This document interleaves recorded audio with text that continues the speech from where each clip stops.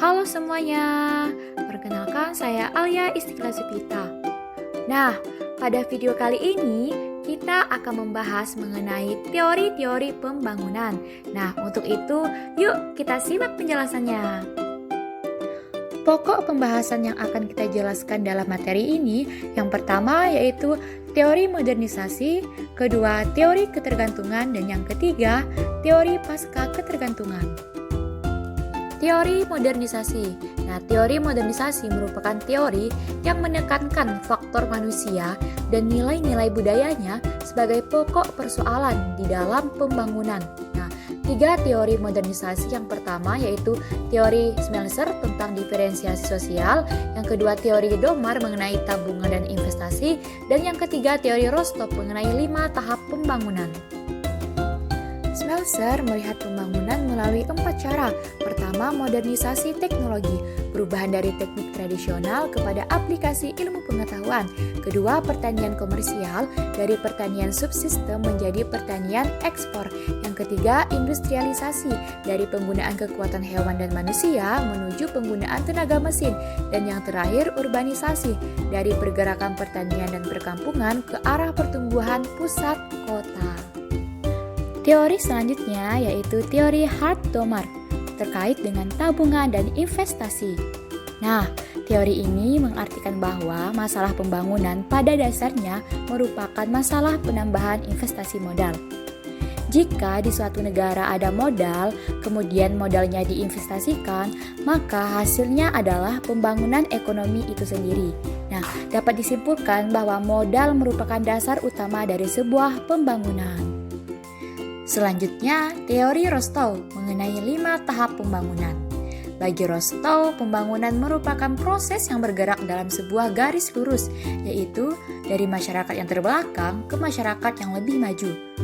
Tidak hanya itu, Rostov juga membagi proses pembangunan menjadi 5 tahap, yaitu masyarakat tradisional, prakondisi untuk lepas landas, bergerak ke kedewasaan, dan yang terakhir, zaman konsumsi massal yang tinggi.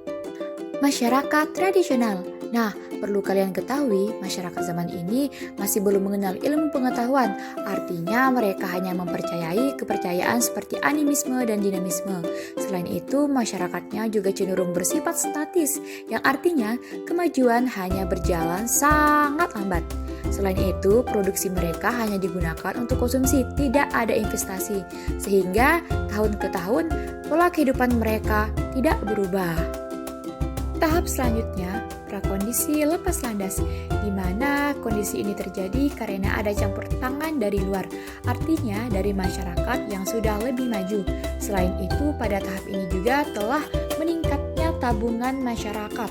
Nah, tabungan masyarakat ini nantinya akan dipakai untuk melakukan investasi. Nah, selain investasi, ternyata pada tahap ini juga telah tumbuh kaum usahawan.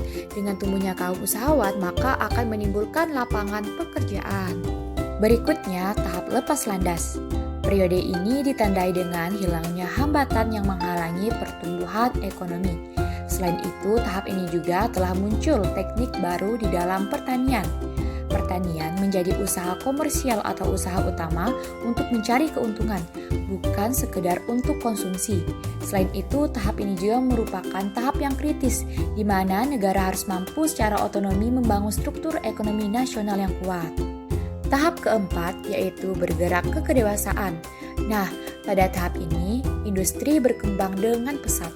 Banyak sekali negara-negara memantapkan posisinya dalam perekonomian global, seperti barang yang tadinya diimpor, sekarang sudah diproduksi di dalam negeri. Selain itu, kegiatan impor menjadi kebutuhan, sementara kegiatan ekspor hanya mengimbangi kegiatan impor di dalam negeri. Tahap terakhir yaitu zaman konsumsi massal yang tinggi, di mana konsumsi tidak lagi terbatas pada kebutuhan pokok, namun meningkat ke kebutuhan yang lebih tinggi. Produksi industri juga berubah dari kebutuhan dasar menjadi kebutuhan barang konsumsi yang lama. Nah, pada tahap ini pembangunan diartikan sebagai proses yang berkesinambungan, artinya bisa menopang kemajuan secara terus-menerus. Setelah teori modernisasi, sekarang kita akan masuk ke dalam teori ketergantungan, yang dimana teori ini merupakan reaksi dari teori modernisasi. Dalam teori ini, adanya keterikatan antara negara maju dan negara berkembang. Tidak hanya itu, teori ketergantungan juga dideskripsikan sebagai proses keterbelakangan di dalam sebuah pembangunan. Terdapat dua pendapat para ahli mengenai teori ketergantungan. Yang pertama, menurut Andre Frank. Bagi Frank, hubungan dengan negara metropolis atau negara maju akan selalu berakibat negatif bagi negara satelit atau negara berkembang. Tidak mungkin ada perkembangan di negara satelit atau berkembang jika selama negara ini masih berhubungan dan menginduk kepada negara metropolis atau negara maju. Pendapat lainnya dari Dos Santos sebagai penganut teori ketergantungan. Ia mendefinisikan bahwa negara-negara pinggiran atau negara satelit pada dasarnya hanya merupakan bayangan dari negara-negara pusat metropolis. Bila negara pusat yang menjadi induknya berkembang, maka negara satelit juga ikut berkembang. Sebaliknya, bila negara induknya mengalami krisis, maka negara satelit juga akan mengalami krisis. Setelah mengenal teori ketergantungan, selanjutnya kita akan mengenal teori pasca ketergantungan. Teori ini merupakan reaksi yang menolak dari teori ketergantungan. Tidak hanya itu, teori pasca ketergantungan terbagi atas dua, yaitu teori artikulasi dan yang kedua teori sistem dunia. Yuk kita simak penjelasannya. Teori artikulasi. Pada teori ini, persoalan keterbelakangan dapat dilihat dalam lingkungan produksi. Hal ini berbeda dengan teori ketergantungan yang menganggap masalah keterbelakangan dilihat dalam proses pertukaran perdagangan internasional, yang dimana negara-negara pinggiran sangat dirugikan.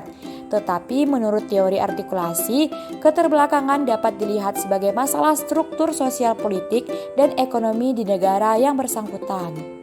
Teori selanjutnya yaitu teori sistem dunia yang dikemukakan oleh Immanuel Wallerstein. Ia mengatakan bahwa sistem sosial itu perlu dilihat secara menyeluruh dan keberadaan negara-negara internasional tidak boleh dikaji secara sendiri karena bukan satu sistem yang tertutup. Mengapa demikian? Karena sistem dunia saat ini adalah sistem kapitalis global.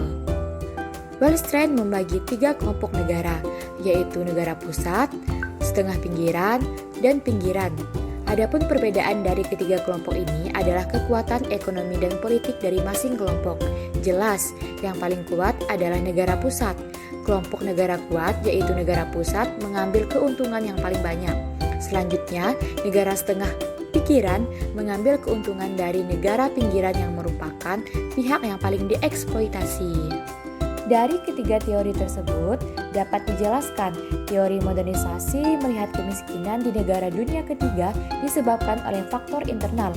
Paradigma ini lalu dibantah oleh teori ketergantungan yang mengatakan kemiskinan tidak disebabkan oleh faktor internal tetapi faktor eksternal.